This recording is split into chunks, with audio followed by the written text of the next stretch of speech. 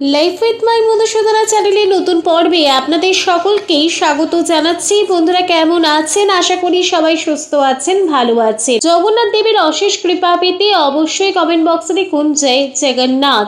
এই পর্বের বিষয় হলো 2026 সালের জগন্নাথ দেবের রথযাত্রা ও উল্টো রথযাত্রার পূর্ণাঙ্গ সময়সূচি। এর পাশাপাশি আমরা জানবো রথযাত্রার দিন এই 10টি কাজ করতে পারলে জগন্নাথ প্রভুর কৃপায় সংসারের সুখ শান্তি সমৃদ্ধি ভরে উঠবে, প্রভুর কৃপা লাভ করতে পারবেন। কি করতে হবে জগন্নাথ দেবের রথযাত্রার দিন জানবো এই ভিডিও থেকে। ভিডিওতে যাওয়ার আগে লাইফ উইথ মাই মধুসূদনা চ্যানেলকে সাবস্ক্রাইব করুন, লাইক কমেন্ট শেয়ার করুন, ধার্মিক হয়ে নোটিফিকেশন ঘন্টাটা বাজিয়ে দিন।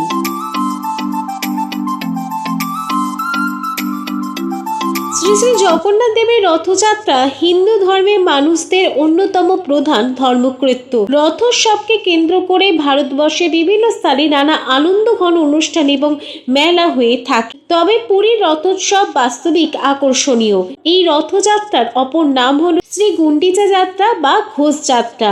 আষাঢ়ের শুক্ল দ্বিতীয়া থেকে দশমী পর্যন্ত 9 দিনের এই যাত্রা বিশ্ব প্রসিদ্ধ। প্রতি বছর রথ নতুনভাবে তৈরি করা হয়। ভগবান জগন্নাথ দেবের দ্বাদশ যাত্রার মধ্যে গুন্ডিচা যাত্রা প্রধান। জগন্নাথ ধাম পুরী ঘিরে একাধিক রহস্যময় কাহিনী প্রচলিত রয়েছে। মূলত পুরীর মন্দির ঘিরে বিভিন্ন সময় বিভিন্ন রহস্যময় কাহিনী উঠে এসেছে। উড়িষ্যার প্রাচীন পথে ব্রহ্মাণ্ড পুরাণ অনুযায়ী সত্য যুগ থেকে চালু হয়েছে এই রথযাত্রা। সেই সময় উড়িষ্যার নাম ছিল মালব দেশ। রথের দিনটি প্রতিটি রথকে 50 গজ দড়িতে বেঁধে আলাদা আলাদাভাবে টেনে নিয়ে যাওয়া হয় গুন্ডিচা বাড়ি। রথ নির্মাণের জন্য কাঠের সংগ্রহ বসন্ত পঞ্চমীর দিন থেকেই শুরু হয়। রথের নির্মাণ অক্ষয় তৃতীয়ার দিন থেকে শুরু হয়। সেই কাঠ সংগ্রহ করা হয় মাঘ মাসের পঞ্চমী তিথিতে। সেই কাঠগুলি নির্দিষ্ট পরিমাণে কাটা শুরু হয় রাম নবমী তিথি থেকে। রথগুলিতে অন্য কোনো ধাতু ব্যবহার করা হয় না। রথের পেরেক তৈরি হয় কাঠ দিয়ে। ভগবান জগন্নাথ, ভগবান বলরাম, দেবী সুভদ্রা এই 3টি দেবতাকে উৎসর্গীকৃত 3টি রথ সম্পূর্ণ করতে 2 মাস সময় লাগে। ভগবান জগন্নাথের জন্য যে রথ তৈরি করা হয় তাকে নন্দীঘোষ বলা হয়। এই রথের মোট 16টি চাকা রয়েছে। পুরো রথটি লাল হলুদ কাপড় দিয়ে মোড়া। বলরামের রথের নাম তালুধ্বজ আর সুভদ্রা দেবীর রথের নাম দর্পদলন। 2026 সালে শ্রী শ্রী জগন্নাথ দেবের রথযাত্রা ও উল্টো রথযাত্রার পূর্ণাঙ্গ সময়সূচি। 2026 সালে শ্রী শ্রী জগন্নাথ দেবের রথযাত্রা অনুষ্ঠিত হবে 16 জুলাই 2026 বৃহস্পতিবার। দ্বিতীয় তিথি শুরু হবে 15 জুলাই 2026 সকাল 11:50 পর থেকে। দ্বিতীয় তিথি সমাপ্ত হবে 16 জুলাই 2026 সকাল 8:52। 2026 সালে শ্রী শ্রী জগন্নাথ দেবের উল্টো রথযাত্রা অনুষ্ঠিত হবে 23 জুলাই 2026 বৃহস্পতিবার। শ্রী শ্রী জগন্নাথ দেবের উল্টো রথযাত্রা বা বহুদা যাত্রা। বলা হয় রথ দেখলে নাকি আধ্যাত্মিক জ্ঞান বৃদ্ধি পায়, চিত্ত শুদ্ধি ঘটে, এমনকি প্রকৃতি মানস চক্ষু দৃষ্টি আরো প্রসারিত হয়। রথ টানার সময় একজন যদি তা দাঁড়িয়ে দেখেন তাতে তার অন্তরে থাকা সমস্ত পাপের মোচন ঘটে। রথে রশি ধরে টান মারা একটি পুণ্যের কাজ বলে মনে করা হয়। এই রশিতে হাত ছুঁয়ে রাখলে নানা ধরনের পুণ্য অর্জন হয় বলে কথিত রয়েছে।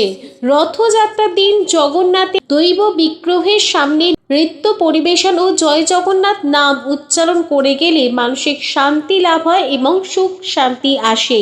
রথ উৎসবের শুরু থেকে শেষ পর্যন্ত কেউ অংশ নিলে এবং এর সমস্ত আচার উপাচার পালন করলে পুণ্য অর্জন করা যায়, এমনকি এর জন্য সারা জীবন জগন্নাথ দেবের কৃপা বর্ষিত হয় তার উপর।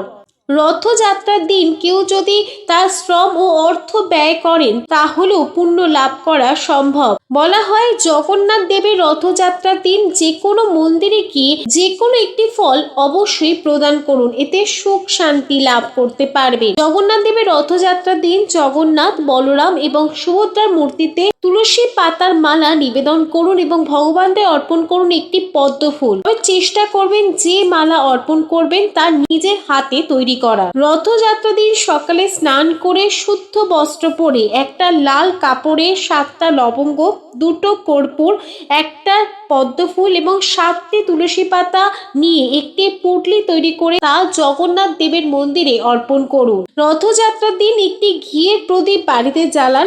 সেই প্রদীপের মধ্যে 2টো কর্পূর, 2টো লবঙ্গ দিয়ে দিন এবং সেই প্রদীপটি রথযাত্রার দিন বাড়িতে জ্বলতে দিন। এতে সমস্ত নেতিবাচক শক্তি দূর হবে বাড়ি থেকে। রথযাত্রার দিন একটা লাল কাপড়ে 5টি কড়ি, 5টা লবঙ্গ একত্রে বেঁধে যদি সম্ভব হয় জগন্নাথ দেবের চরণে ছুঁয়ে সেই পুঁটলিটিকে টাকা পয়সা রাখার জায়গায় রেখে দিন।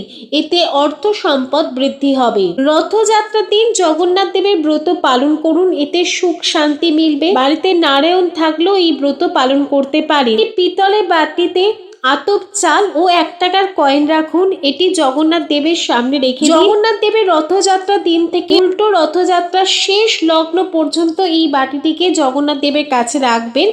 এরপর উল্টো রথযাত্রা হয়ে যাওয়ার পর এই বাটিতে থাকা সমস্ত ভোজ্যি ব্রাহ্মণকে অথবা সুস্থ ব্যক্তিদের দান করুন। এতে মনস্কামনা পূর্ণ হবে, দুঃখ কষ্টর হাত থেকে রেহাই পাবেন। এই দিন জয় জগন্নাথ ধ্বনি অবশ্যই করুন। এতে সমস্ত প্রকার দুঃখ, দুর্দশা, হতাশা থেকে আপনি মুক্তি পাবেন। রথের সামনে মাটিতে দণ্ডি খাটলে স্বর্গ সুখ লাভ করা যায়। লাইফ উইথ মাই মধুসূদনা চ্যানেলের সঙ্গে থাকার জন্য অনেক অনেক ধন্যবাদ।